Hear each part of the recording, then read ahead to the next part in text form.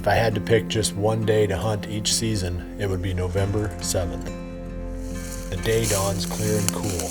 Chris and Corey Wolf of northern Missouri are in their stands to greet it. They don't have long to wait for the November 7th magic to kick in.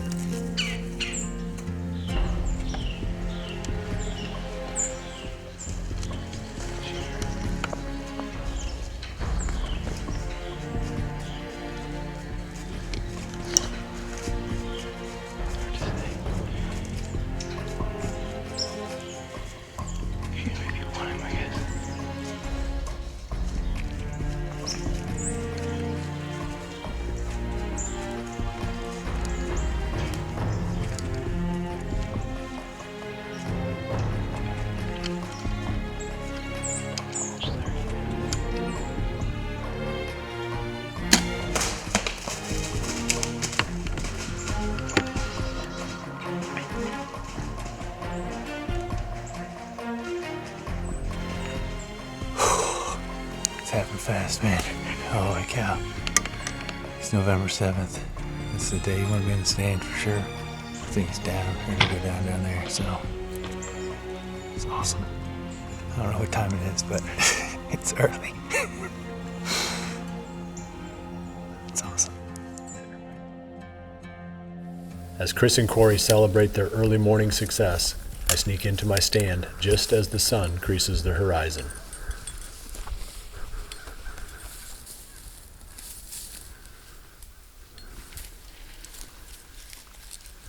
Eric and I got in here late this morning. It was super still. The spot that we're sitting at is a little, about an acre clover plot. And over the years, it's been a great spot for us. We've killed some really nice deer here and had some great encounters, and it's just a fun spot to hunt. And it's November 7th, what I figure is generally the best day of the whole season. We'll see if that's true this year. But we've got a good plan for this afternoon too. We're going to go back and see if we can find that no-name 10 coming back in that area where we've seen him in the past. We're looking forward to the morning. It's got a good feel to it.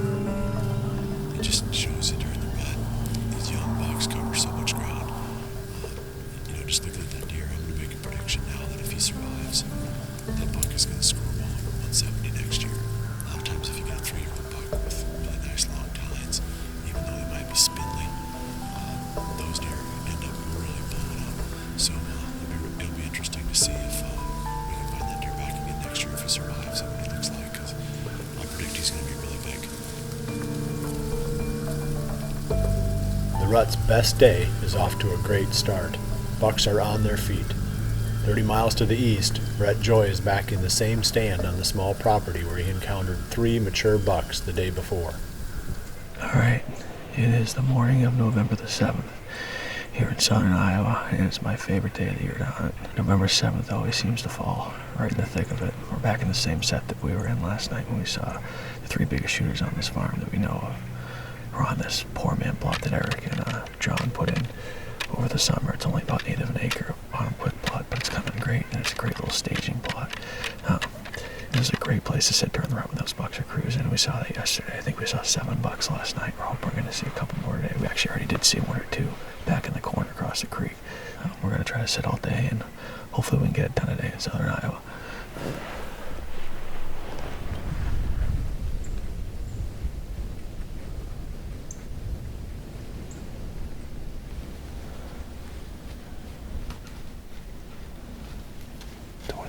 Right there.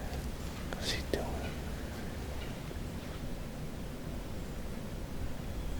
That's cool.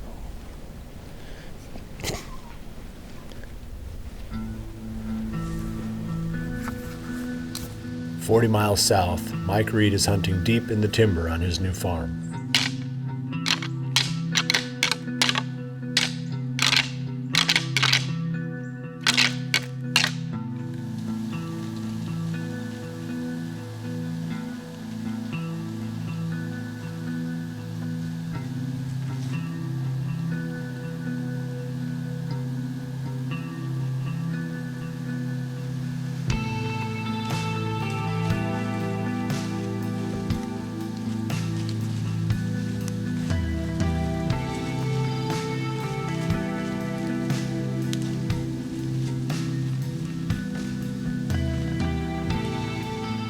That's a cool encounter. That's a deer we call Freshman. I think he's just a 2-year-old. He's definitely not older than 3. That's our 3rd encounter with him this year. 2nd time we get him on film, but he's one we'd like to see in a couple years. He's a really cool deer with a lot of potential. As Mike watches the buck he calls Freshman disappear into the brush, Aaron Warburton and Mike Parente take up the blood trail on the buck Mike hit the previous evening on the public ground. Standing right where I shot that buck last night, and we reviewed the footage, and the shot was a little bit quartering too, and came out through the backside ham. And what we're really hoping is that it hit the femoral artery, and that he's not too far away from here. But I just saw some blood, and we're just gonna go ahead and follow the trail for a little bit, and hopefully he's laying not too far away.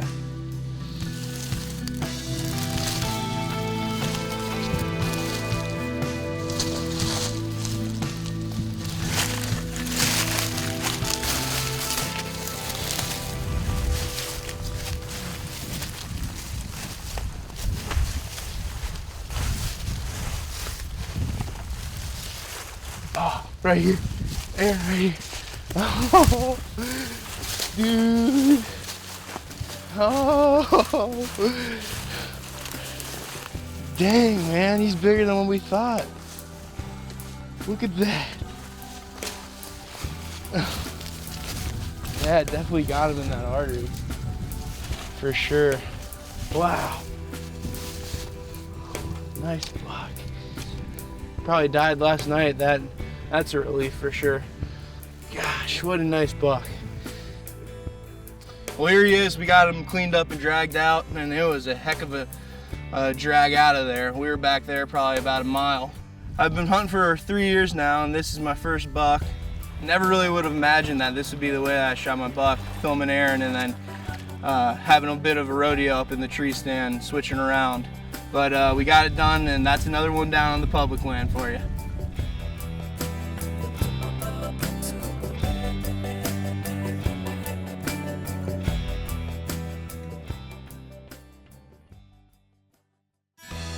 Our Cabela's Deluxe Deer Cart got a lot of use in the 2015 season. Mike's buck was about 1.5 miles back in on some public land, and there was no way we were getting him out of there without it. During the rut, it makes a lot of sense to spend as much time in the stand as possible. Brett and Ross are sitting all day. If you have ever done it, you know that comfort is important. You need a solid stand that allows you to level the platform and the seat so you aren't fighting to keep your balance for hours.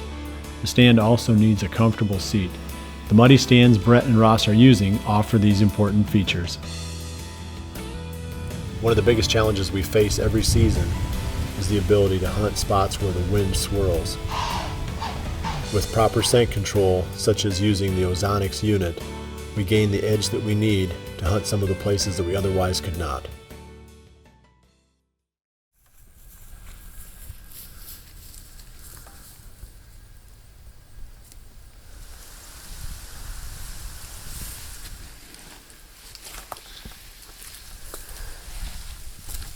As I head back for another try at the No Name 10, Brett joys in the midst of a near constant flow of bucks cruising through his small food plot. Oh, shoot her. It's alright. We're sitting all day today because obviously it's November 7th, it's the rut. And that right there illustrates why you hunt during the middle of the day. It's 11:57. And that's a 4-year-old 7-pointer just cruised by, so not a shooter. I'm a little bit out of bow range, but it's definitely worth it to put in your time and hunt from 10 to 2, because during the rut, especially after that after those first few days in November, they really start to move during the middle of the day.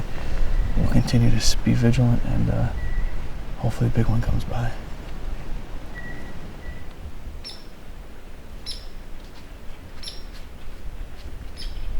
Those guys are up in a tree. Right. It's definitely a deer that got us.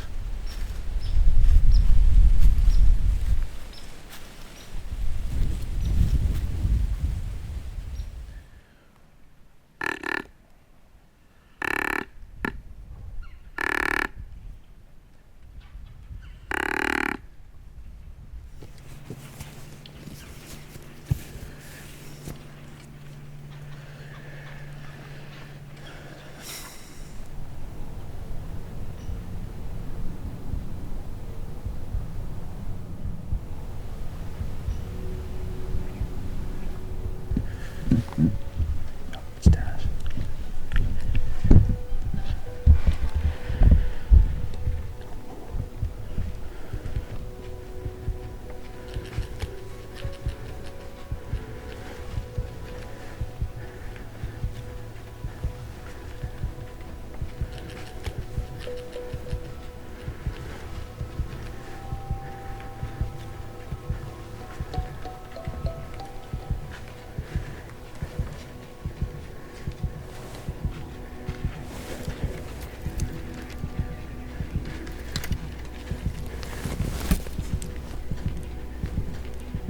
Man,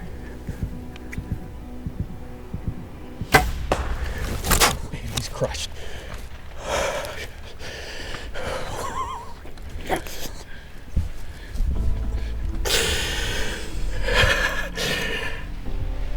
He's down right there.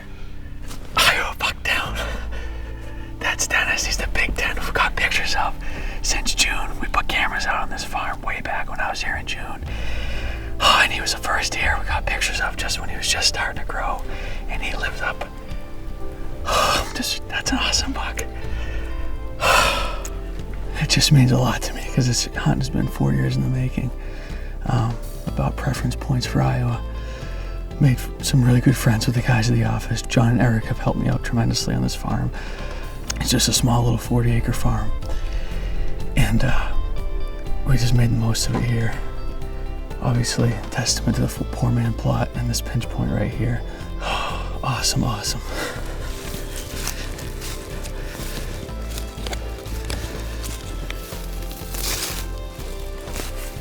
He's right there. It's growing this way. Well, here's Dennis. He only went about 60 yards. We dragged him back up to this poor man plot so we could do a nice interview with him here. This is a deer we have a lot of history with. Like I said before, we have pictures of him all the way back into June when he was just starting to grow his antlers. He lived on this 40-acre piece. He was the homebody buck that didn't leave. John had an encounter with him right here, the same place I killed him back in October. Just was a little far out. He was dogging does then. He's just really been all over this farm. And, you know, we put a lot of these poor man plots in, and that's what John and Eric came into this spot and did. And what it does is it concentrates these deer and pinches them down right here next to this creek. We used a canoe to get in here in the morning, and it's awesome access. November 7th, cold front, and an awesome setup, and this is the result right there. We've seen some great activity the past couple days. Just an awesome Iowa 10 point on the ground, and I could not be more pleased.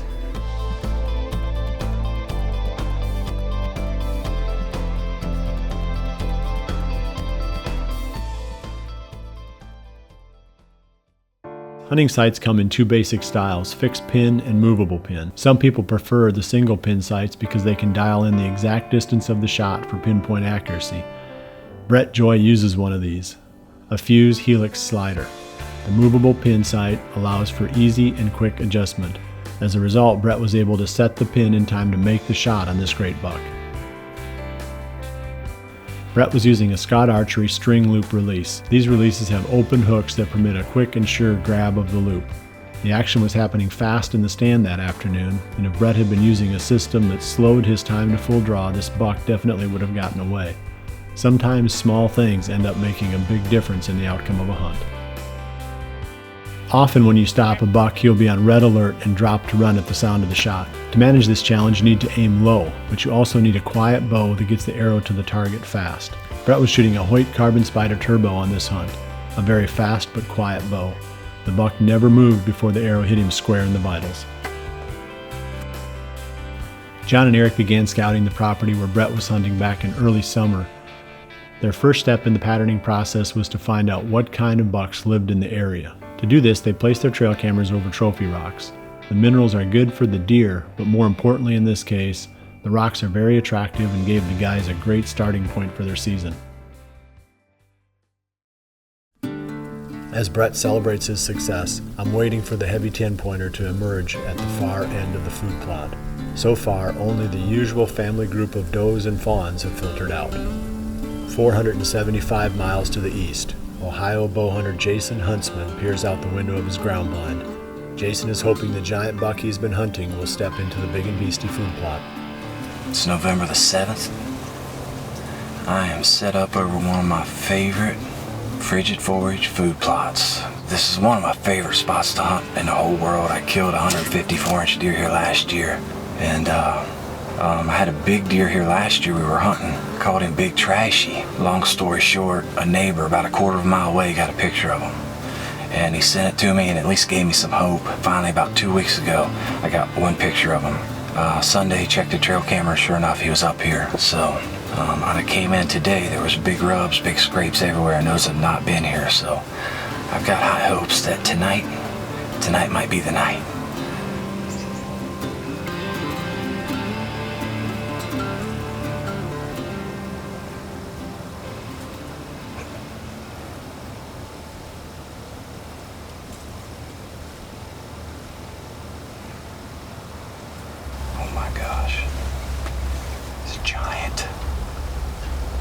Big Trashy.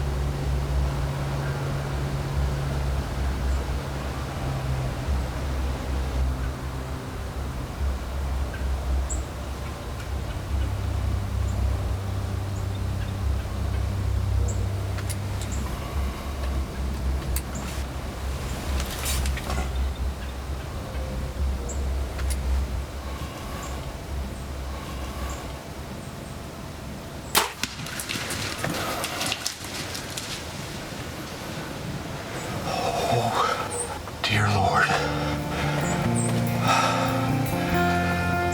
That's a giant. That's a Big Trashy.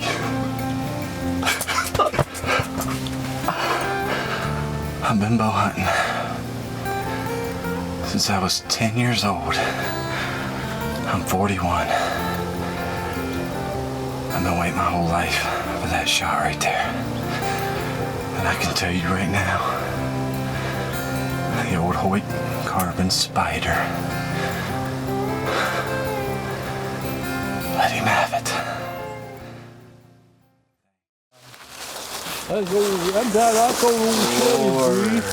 Hold that head up, man. Oh my Lord. Look at that right. There's that, I guess it's not technically You know what? drop, If just you- like a kicker. If you count them little stickers, 1, 2, 3, 4, 5, 6, 7, 8, 9, 10, 11, 12, 13, 14, 15. oh gosh. I don't know what to say. Oh my gosh. Thank the good Gift from Lord. God. I hope we get to do some more. Wow. I've hunted this deer for 3 years. 3 years. And I really wanted Pat to kill it, I swear. Yeah, Promise. sure he did. But no, this deer, we've seen this deer. We watched this deer grow up down in here. And last year, boy, he was pretty last year too, wasn't he? I can't be more blessed. That is an absolute That- stud. I love it. What are these here brow tine, man? I'll tell you, they're unreal. And then this big old kicker right here. Oh, and Coming that's- off. I thought it was a drop. It's really just kicker coming off his G2 there. Awesome buck right there. Over the years, Jason and his family have killed a number of very good bucks on frigid forage big and beastie food plots.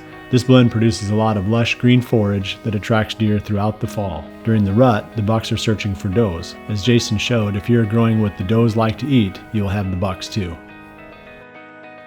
To save money on tree stands for hunting public land, we use the Muddy Vantage stands and pack them in each time. They're lightweight and easy to set up and allow us to be flexible and keep up with changing deer patterns on public land. Redneck's bail blinds are extremely portable. You can move a redneck bail blind into a field as soon as the farmer finishes combining the grain in that field. This has proven to be extremely effective for us. The equipment pulls out, they come out that evening to see what's going on, they see that bail blind sitting there, they don't think anything of it. Being extremely portable allows you to take advantage of this so you can always stay one step ahead of the action. I first started working with Realtree in 1992. At Realtree, it really was about family, friends, and the outdoors, just like their original tagline said. This relationship has been more than friendship, however. Realtree has always made highly effective camouflage patterns that continue to evolve. Their newest extra patterns are a testament to this fact. These open patterns are extremely effective in the hardwoods of the Midwest where we find ourselves most often. It is fun to work with friends, but it is even more fun to work with friends who make great products.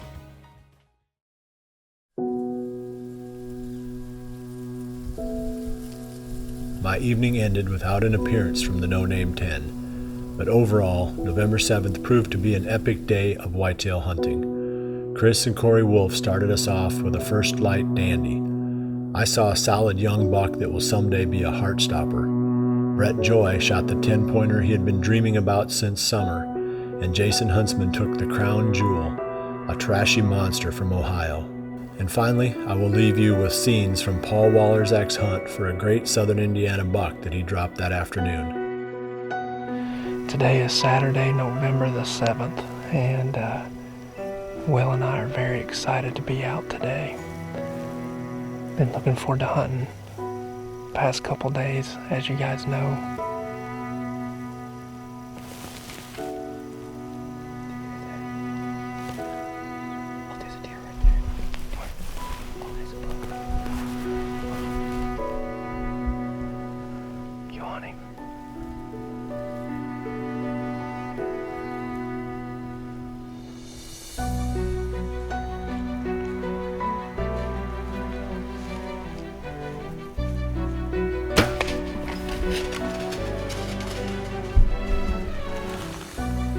It will be hard to beat this day, but we will keep trying.